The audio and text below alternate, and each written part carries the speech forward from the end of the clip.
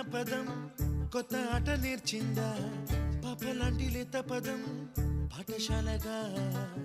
కూనలమ్మ జానపదం పల్లె దాటి వచ్చిందా చవళిల జానతనం పాట చూపగా కుంచెలో